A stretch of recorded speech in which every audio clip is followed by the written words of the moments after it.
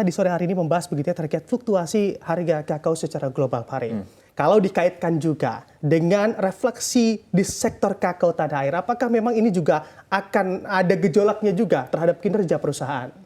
Benar, jadi pada intinya untuk harga kakao ini, itu akan mereflek langsung ke end product dari produk kakao dan coklat ini. Nah, kita lihat perkembangan harga sendiri, kalau kita lihat di April di 12.000 dan saat ini posisinya di 7.062, sebenarnya salah satu juga yang mempengaruhi ini adalah mengenai deforestation certification itu dari Eropa. Nah, dengan di hold-nya sertifikasi ini membantu harga kakao turun ke level 7.000-an.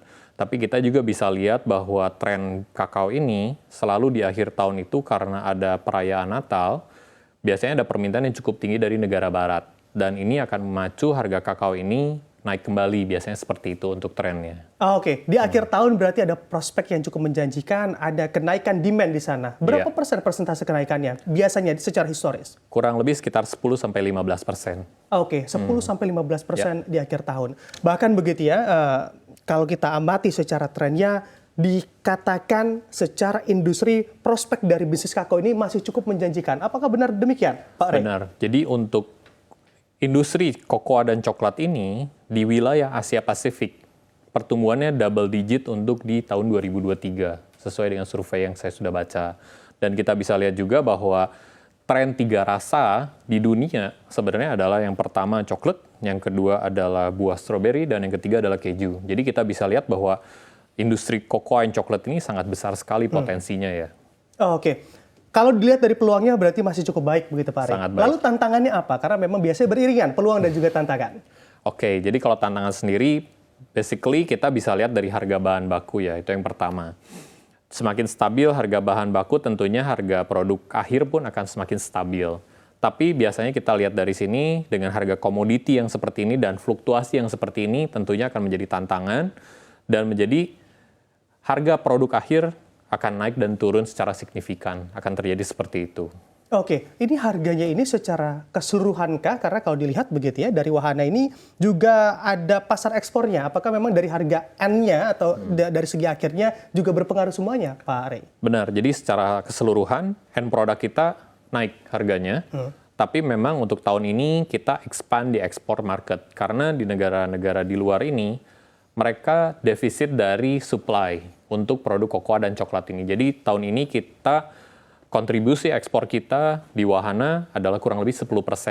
Comparing with last year yang kita memang ada di bawah 3%. Itu kurang lebih seperti itu. Oke, mencoba mengevaluasi begitu ya sedikit terkait kinerja dari wahana di sepanjang tahun 2024 ini yang kalau kita pahami akan segera usai, Pak Rey. Bagaimana tingkat fluktuasinya? Apakah juga mengikuti dari fluktuasi harga coklat secara global? Iya, jadi kalau dari wahana sendiri kita bisa lihat tren tahun ini terutama ya 3-4 bulan terakhir ya. Kita bisa lihat kondisi market secara makro nasional sendiri ada deflasi dan ini menurunkan daya beli dari masyarakat di Indonesia sebenarnya.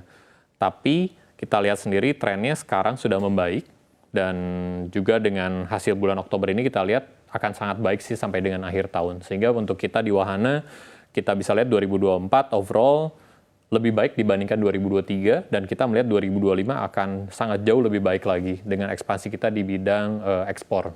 Oke, menarik kita bicara terkait ekspansi di bidang ekspor. Akan seperti apa strategi ekspansi ekspornya? Apakah memang ada hal lain yang kiranya juga tidak dimiliki oleh perusahaan coklat lainnya? Oke, jadi specialty dari kita adalah perusahaan kita memproduksi dari biji sampai end product finish yang kita bisa direct consume. Sebenarnya seperti itu dan kita bisa lihat bahwa di Indonesia ini pun tidak ada perusahaan yang memang sebesar kita untuk memang proses dari biji sampai produk akhir yang bisa dikonsumsi langsung. Nah, hal ini membuat kita spesial, berbeda dari yang lain, dan kita bisa custom produk-produk kita sehingga memenuhi kebutuhan dan anything yang memang customer-customer kita inginkan secara kualitas. Dan hal ini juga yang membuat kita berbeda dengan kompetitor kita yang lain. Dan Indonesia adalah negara tropis, sehingga menghasilkan biji kakao yang dengan berbagai macam karakter. Nah, hal ini juga yang sangat penting kita lihat bahwa biji kakao Indonesia itu masih banyak dipandang sebelah mata sebenarnya oleh negara-negara dari luar. Tetapi sebenarnya biji kakao Indonesia itu kualitasnya bagus. Hanya bagaimana kita mengolahnya dan kita mempromosikannya. bahwa coklat Indonesia adalah coklat yang sangat bagus kualitasnya, itu seperti itu.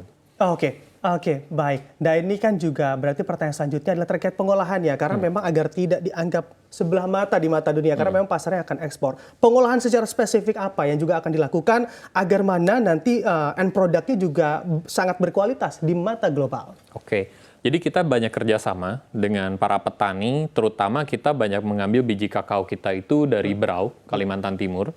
Which is Berau ini tuh wilayah yang menurut saya menghasilkan biji kakao yang sangat baik sekali, kualitasnya sangat bagus sekali, dan karakter rasanya yang sangat unik menurut saya. Dan banyak orang-orang dari luar itu yang sangat suka dengan karakter rasa dari biji kakao dari Berau ini.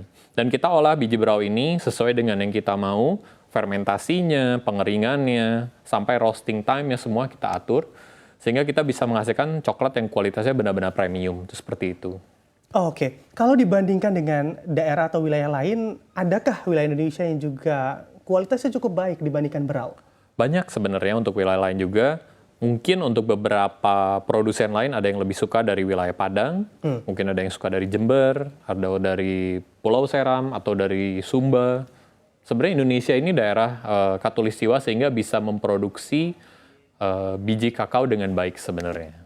Oke, baik. Kami mengamati juga begitu ya secara informasi di lapangan, di mana untuk tingkat dari produksi kakao di tanah air kita sendiri mengalami penurunan secara konsisten bahkan Pak Ari. Bagaimana juga agar mana PT Wahana ini juga tidak ikut-ikutan begitu ke dalam hal yang mana fluktuasi di lapangan dan juga mengganggu kinerja dari PT Wahana. Oke, jadi kompetitor dari tumbuhan kakao ini adalah karet biasanya. Itu mempunyai elevasi yang sama, dan biasanya para petani melihat harga mana yang akan lebih menguntungkan untuk mereka. Tapi kita kerjasama langsung dengan para petani di Berau secara langsung, sehingga off-taker dari para petani ini adalah kita langsung semua. Jadi kita menjamin bahwa biji yang mereka hasilkan itu akan diambil langsung oleh kita. Sehingga mereka dengan senang hati untuk mengembangkan lahan-lahan mereka untuk menanam pohon kakao. Sehingga kita punya sustainability yang sangat baik untuk dari bahan baku ini. Oke, baik. Kalau kebutuhan bahan baku kakao, begitu ya, biji kakao sendiri di PT Wahana, dalam 1 tahun butuh berapa banyak dalam produksinya, Pak Rey? Kita untuk existing saat ini, pabrik kita pengolahannya adalah 6.000 ton saat ini. Tetapi kita punya pabrik baru yang akan buka di Desember ini, kapasitinya kita adalah 20.000 ton. Oke, berarti berkali-kali lipat begitu ya? Benar. Dan untuk yang capacity existing saat ini dan 6.000 ton, kebutuhan biji kita kurang lebih di 10.000 ton. Dengan capacity kita di 20.000 ton, otomatis kita kebutuhan biji kita kurang lebih 30.000 ton untuk saat ini. Oke, semakin mengembangkan bisnisnya atau mengekspansi begitu ya dalam produksinya, apakah juga dalam produksi kakao di kebun ataupun di lapangan juga mengalami peningkatan atau seperti apa strateginya untuk menjaga hal itu? Kita sudah bersosialisasi dengan petani yang ada di Berau untuk ekspansi dari pengembangan lahan mereka. Tapi selain dengan pengembangan existing para petani, kita juga merangkul para petani rakyat sekitar untuk ikut bergabung ke dalam komunitas yang sehingga kita menjadi off-taker-nya mereka juga. Jadi kita nggak cuma dengan segelintir petani, tapi kita merangkul komunitas-komunitas yang ada di sana semuanya.